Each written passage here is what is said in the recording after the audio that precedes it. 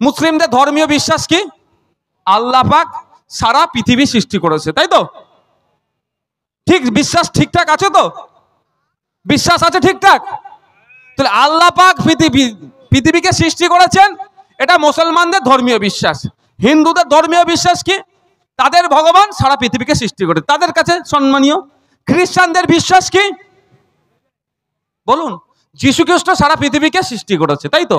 যে যার বিশ্বাস নিয়ে আমরা চলছি, একে অপরকে কোনোভাবেই আঘাত দেবে এটা ইসলাম ধর্ম কোনোদিন শিখায়নি। ইসলাম ধর্ম এটাকে পারমিট করে না। এবার জাস্ট আমি একটা উদাহরণ টানছি। এবার বলুন, আপনার ধর্মীয় বিশ্বাস আল্লাহ সারা পৃথিবীকে সৃষ্টি করেছেন, তাহলে আল্লাহ তো হিন্দিকে তৈরি করেছে নাকি? বলুন একটু, ভয় লাগছে নাকি? এবার উত্তর দিলে তো ফেঁসে যাবেন। তা আল্লাহ কি হিন্দুকেও তৈরি করেছে তো, খ্রিস্টানকেও তৈরি করেছে তো?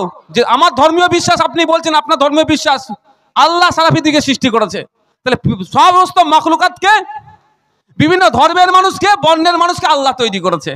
তাহলে আপনি কে? আল্লাহ সৃষ্টির উপরে অত্যাচার চলছে, চুপ করে বসে আছেন, আপনার ধর্ম মনে হবে? এটা বললেই বলছে মৌলী সাহেব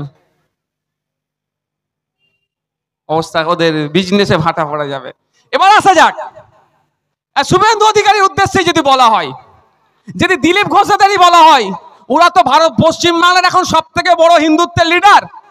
আমাদের এলাকার যে মন্দির আছে, আসছে দেখলাম, ওর পুরোহিতদের থেকেও বড় নেতা। যে পুরোহিত মহাশয় সবসময় ধর্মকর্ম নিয়ে থাকেন, উনি অত বড় হিন্দু নয়, শুভেন্দু অধিকারীরা যত বড় হিন্দু। তো শুভেন্দু অধিকারীদের উদ্দেশ্যে যেতে হয়, শুভেন্দু অধিকারীদের বিশ্বাস হতো, বা হিন্দু সমাজের, বৃহত্তর হিন্দু সমাজের বিশ্বাস কি? ভগবান সারা পৃথিবীকে সৃষ্টি করেছে। তাহলে বলুন, তারাও কি ঠিকঠাক বিশ্বাসের উপরে এস্টাবলিশ আছে? তাদের ভাষাতে মুসলমানকেও তো ভগবান সৃষ্টি করেছে, তাদের ভাষাতে খ্রিস্টানকেও তো ভগবান সৃষ্টি করেছে, তাদের ভাষাতে মণিপুরের এই কুকি জাতির মানুষকেও তো ভগবান সৃষ্টি করেছে, তাদের ভাষাতে উত্তরপ্রদেশের মুসলমানগুলোও তো সৃষ্টি করেছে। তাহলে কিভাবে অত্যাচার করছে, বা অত্যাচার করলে চুপ আছে? তারা কি ধর্ম মানছে?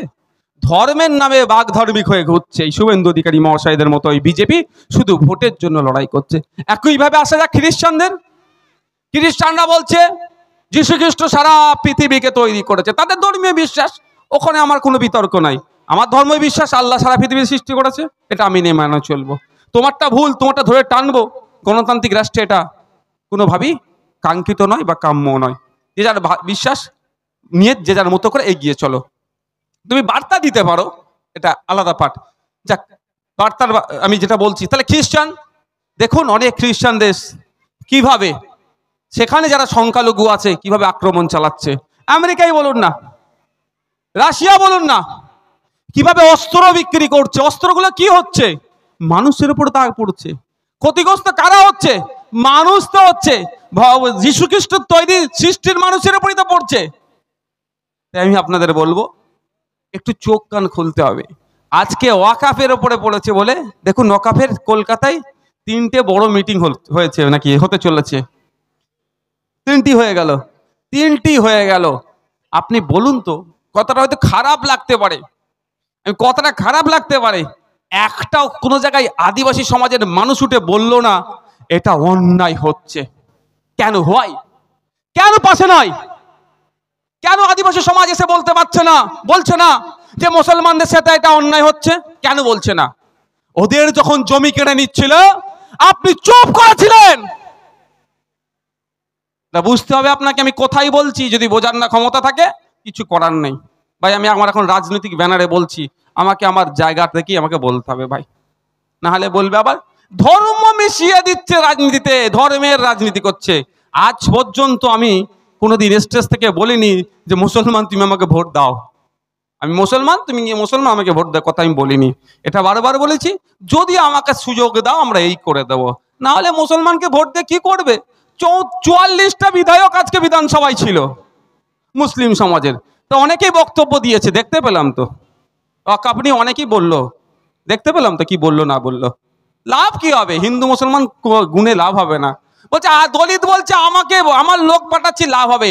63টা মতো বিধায়ক আছে যারা এসসি কোটায় থেকে রিজার্ভ হয়ে গিয়েছে। কিন্তু দুর্ভাগ্যের বিষয়, বিধানসভার মধ্যে যখন ফেক এসটি সার্টিফিকেট কেন এলাও হচ্ছে, ফেক এসটি সার্টিফিকেট কেন হচ্ছে, দলিতদের কোটাতে নন দলিত কেন চাকরি পাচ্ছে, কাউকে চিৎকার করতে দেখতে পেলাম না, গুটি কয়েক ছাড়া।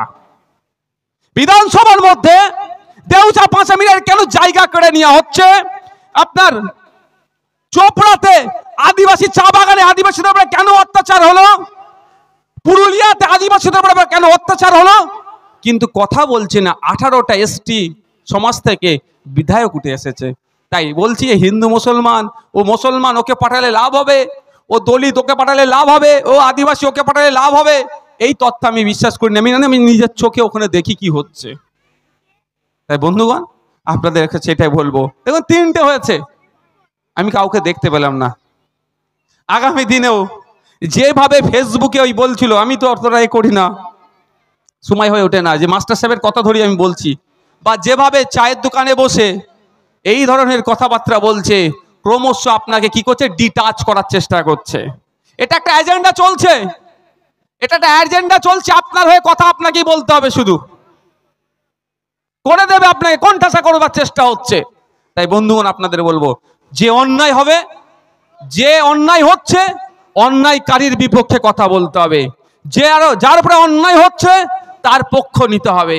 আমরা কেন এরকম ভাবে দেখছি যে ওটা গ্রাম, অন্য রাজ্য, অন্য দেশ? আমরা কেন ভাবতে পারছি না পৃথিবীটাই একটা দেশ, আর মানবতাই আমাদের হবে প্রতিষ্ঠা করতে হবে? এটা কেন আমরা ভাবতে পারছি না? সর্বজনীন ব্যাপারটা কেন আসছে না?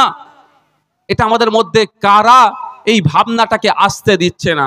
আজকে বিধানসভার মধ্যে মাননীয় কারা প্রশাসন দপ্তরের একটা মন্ত্রীকে একটা প্রশ্ন করেছি, খুব তাড়াতাড়ি দেখবেন চর্চা হবে। আমি এমন কোশ্চেন করেছি, যারা নিজেদেরকে প্রোগ্রেসিভ বলে, যারা নিজেদেরকে বলে আউট অফ বক্স চিন্তা করি আমরা, যারা নিজেদেরকে বলে আমাদের ধারণা পৃথিবীতে সৃষ্টি হয়, তারা আমার কোশ্চেন শুনে হাসছে, খিল্লি করছে। হবে আপনারা শুনুন, তারপর আমি কি কোশ্চেন বলবো না, কিন্তু এটা তারা বলছে তারা আমার কোশ্চেনটাই এইটা থাকার জন্য ঠিক পছন্দ হয়নি। হ্যাঁ, সামনে সামনে বলছি, তাদের কাছে হাসির খোরাক হয়েছে।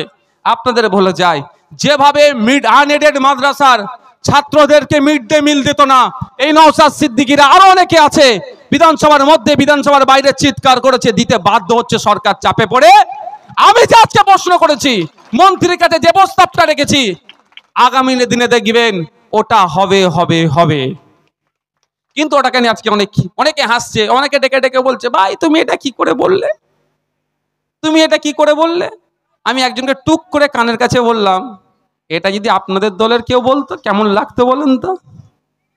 আমি ঘরে যে চিন্তা করবেন কি বলেছি, কারণ এমন চুরি টুরি করে বসে আছেন, কখন দেরে ভরে দেবে ফ্যামিলি কার সাথে। আর জেরে কে বলে, ওই কাঁটা তার দিয়ে থাকে নাকি মধ্যখানে, যেটা থাকে কি, যখন কেউ জেলে থাকলে কথা বলতে গেলে মধ্যখানে থাকে, এইরকম হয়ে যাবেন, আর বইয়ের কাছে যেতে পারবেন না, ফ্যামিলির কাছে যেতে পারবেন না।